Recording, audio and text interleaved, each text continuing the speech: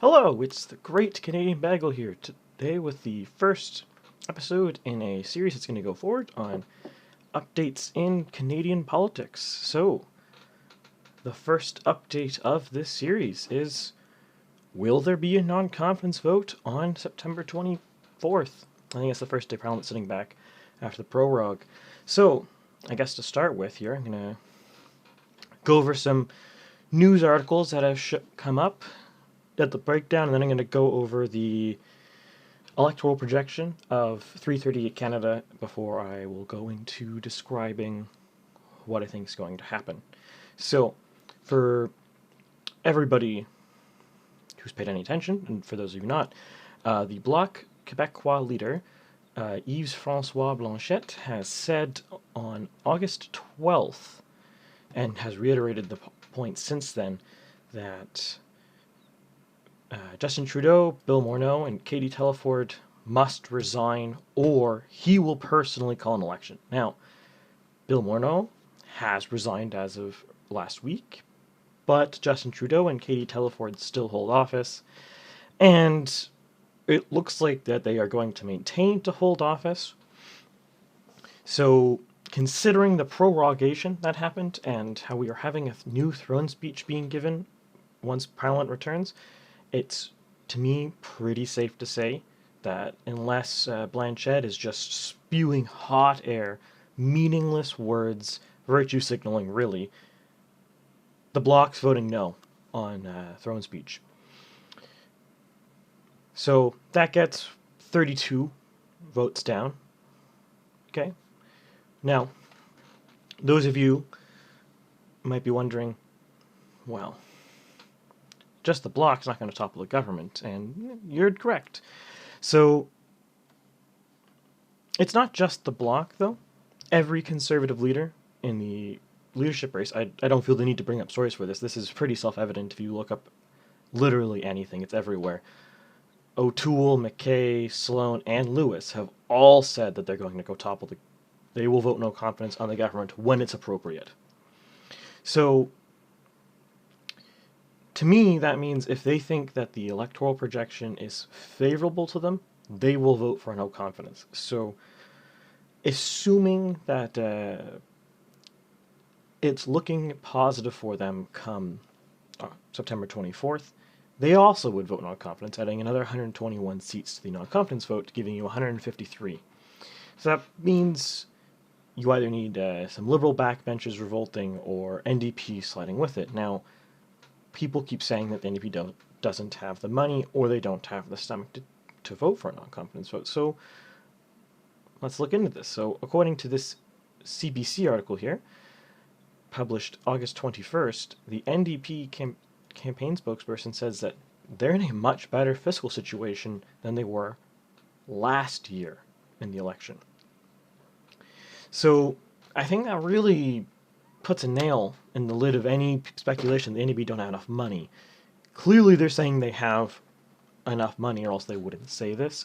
Now you could argue that this is they're trying to use this as a bargaining chip so they can pressure the Trudeau government to get NDP policies in following the throne speech. It's like a threat for blackmail, basically. It's like, we can have an election, so you have to give us what we want or we will vote against you. And I think there is some credence to that idea. Singh has been working quite well with Trudeau since he's been elected and willing to cooperate to advance things NDP like. But this other article here from Ottawa Matters, which is a collection of a bunch of quotes following the prorogue on the 18th. We get this one quote here from Jagmeet Singh saying, shutting down Parliament in the middle of a pandemic and an economic crisis with a plan sitting next week and committees working hard to get to the answers solutions for Canadians is wrong. Canadians shouldn't be forced to pay the price for Trudeau scandals. This is pretty biting. Singh is normally a fairly reserved candidate, and that's a very biting sentiment. So, between them having the money and Singh clearly not respecting Trudeau after the Wee scandal and very disapproval of the prorogue, I think there's a good possibility that he might vote with the non-confidence vote. That there would topple the government if all three of these parties voted for them. But there's a bit more to that too. So we have this leisure poll. This is from or I forget. I'm blanking. What day was this? August 3rd. So 20 days old now, but and sadly there's no more recent polls. But at the time of this poll, 49% of Canadians said they supported an election. Only 35% did not. And if we break it down by voting intention, 43% of the NDP supported an election, and 18% didn't know, preferred not to answer. So, at first glance, 43 doesn't sound like a huge margin, but it's still the plurality of the opinion of the NDP party. And the NDP has money, and the NDP leader, Singh, clearly is unhappy with the Trudeau administration. So I think it's a very possible outcome, especially if Trudeau doesn't give Singh a meaningful proposal, a meaningful option, meaningful policies, concessions. And I don't think Trudeau will. And even if Trudeau did, let's say Trudeau throws out the caves to the national daycare program, and somehow he can get that done somehow. Does that actually help the NDP? Well, if it was a conservative government that he got to concede to national daycare program, I would say yes, it does help the NDP, because the left-leaning electorate who like things like national daycare program don't think the Conservative Party would do that. So, if a conservative government did it and the NDP were pushing for it, everyone would think, or the left-leaning electorate would think it was the NDP who pushed it, not the Conservatives, which is probably true. But the Liberals Party, under Trudeau especially, are very willing to do that. They have done similar things, and they've talked about doing similar things in the last election. Maybe not to the same scale or the same magnitude, but similar ideas. Similar social policies, things to help, quote-unquote, poor demographics. So, then I guess so to me, what that ends up doing, NDP and Liberals voting for this, is I don't think it actually helps the NDP that much. I don't think it gives the NDP much sway among the left wing of the Liberal Party, because that's basically the NDP's existence. They, politically in the landscape, they are to the left of the Liberal Party and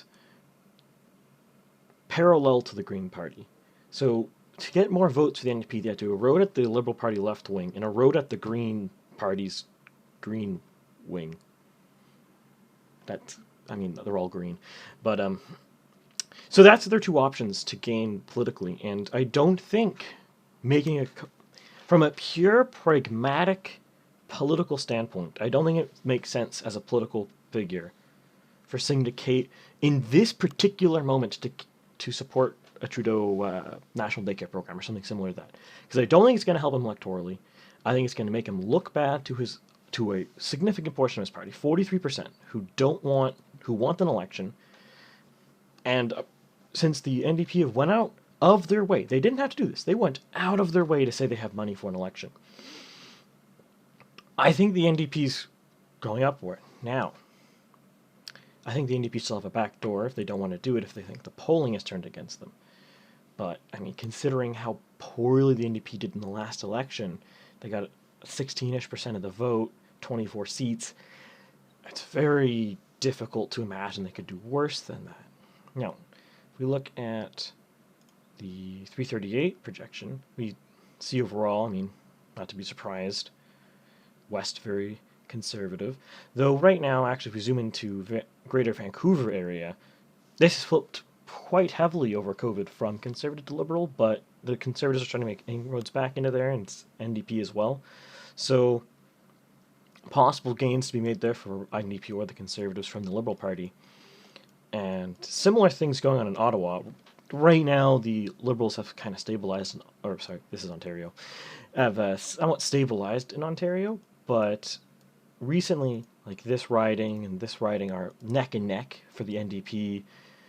Some of the ridings in the greater GTA, as you can see, are in contention, especially for the NDP, like this one, and these ones in downtown Toronto are in contention, and there's also a bunch of these in contention for the Conservatives as well.